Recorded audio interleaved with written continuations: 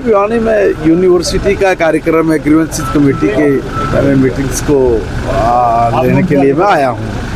आज तो दिल्ली चल रही है और दिल्ली में जिस तरह से लोगों का रुझान है, मुझे लगता है कि रिकॉर्ड टूटेगा और रिकॉर्ड भी ऐसा कि किसी ने कल्पना भी नहीं की। मेरी अभी कुछ लोगों से बातचीत हो रही थी, बातचीत में पता लग रहा है कि लोगों में उत्साह है। बस ये उत्साह शाम तक बना रहे।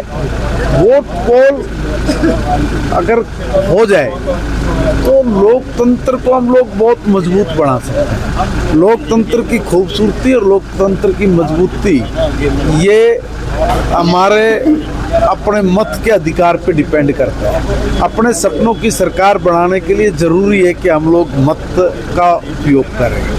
आप भले ही किसी को भी मत दे रहे मगर मत डालिए, जो सबसे इम्पोर्टेंट है।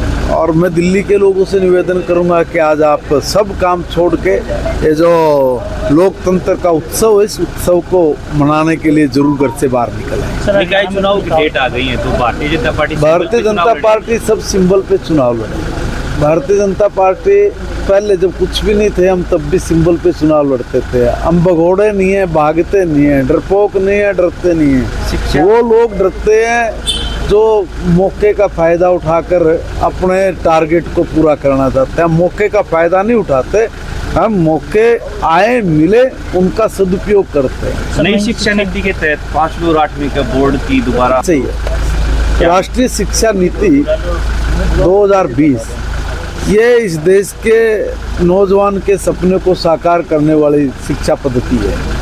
मैकाले से बाहर निकल के इस देश को विश्व गुरु बनाना है तो उसमें बहुत बड़े टारगेट वो हैं, उनको अचीव करना पड़ेगा। उसमें एक टारगेट ये भी है कि बिना एजुकेशन के हम कुछ नहीं कर सकते। शिक्षा ही मनुष्य बनाने का साधन है। अगर मनुष्य बनना तो शिक्षा का होना जरूरी है और वो शिक्षा तभी मिल सकती है जब शिक्षक अच्छा हो।